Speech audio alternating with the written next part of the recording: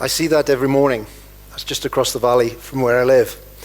And I wonder how often we ask ourselves, how much do the mountains that we live in, Andorran mountains, affect the way we think, affect the way that we live, and create the person that we are? I have the pleasure and the privilege to work with professional cyclists. And although I'm going to make reference here to road cyclists, here in Andorra we have road cyclists, mountain bikes, we have cyclocross champions, we have track champions. And we have a new community which has decided that Andorra and the mountains is the place to live. And for the last 12 to 15 years, there is a new community within Andorra of top cycling professionals. A cyclist's day, a cyclist's life is very structured, it's very focused, it's very hard, and it's very disciplined. It's 4 to 5 hours a day, 5 to 6 days a week on the bike. It's massage, it's eat, it's sleep, it's eat again, it's sleep again, it's chat with the manager who might happen to live in Canada. It's a life that has become structured within a loneliness that I'd like to explain in the next couple of minutes or so.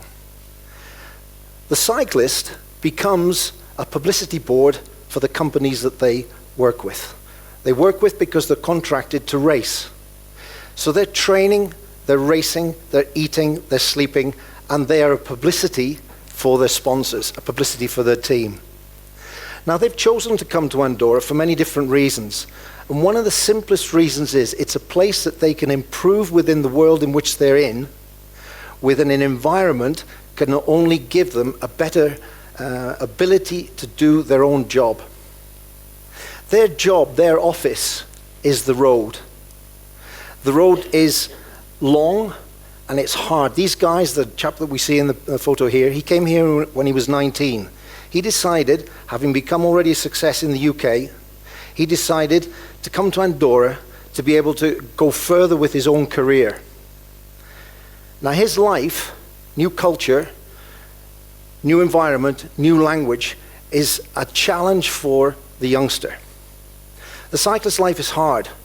I put this photo up here because this gentleman here, this young lad, this 20-year-old, this photo was taken in 2022, having completed the Paris-Roubaix, which is regarded as one of the toughest races in the whole calendar of the professional cyclist, and he'd crashed with 3 hours to go on his bike before he got to the finish.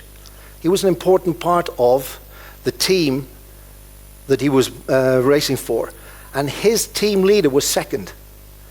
And he sent me that photo. He said, this is one of the moments where I realized the decision that I'd taken to become a cyclist was at its worst and at its best. He actually said to me, he doesn't actually remember the last part of the race. It's a tough life because it can also take lives. We hear about our friends, our acquaintances, we read in the newspapers that someone has died, someone's been hit by a car. We've also had people dying in races, and it's one of these toughest things that you have to deal with being a professional cyclist. There's another part to cycling that we don't often see in Andorra. It's not something that really is a part of the mountain life, and this is the track. The track is one of the disciplines which the cyclists get up to the absolute highest speeds. This photo I took a couple of weeks ago back in Berlin, and one of the races, the guy hit 75.6 kilometers an hour average over 200 meters. Now we think back to why have they come to the mountains? To be able to get to high speeds, you put your body under stress. To put your body under stress, you can't always be at high speed.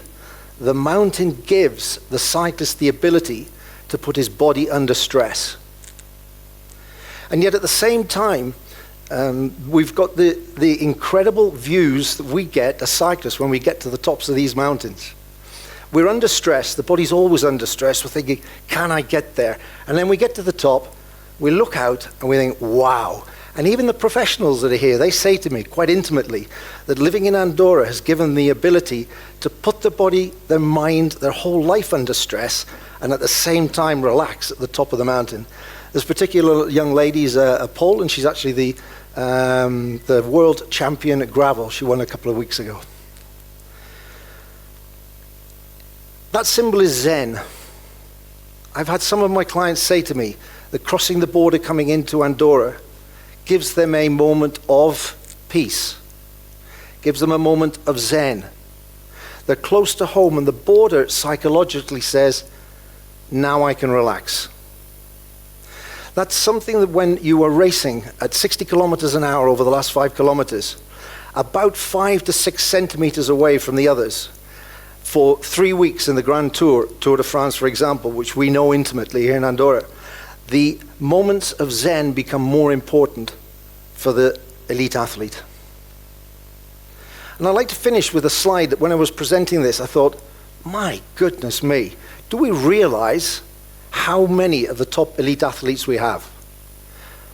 On this slide, there are 52 cyclists, 23 nationalities, and all of them are either world champ, Olympic champ, oceanic champ, African champ, or national champ.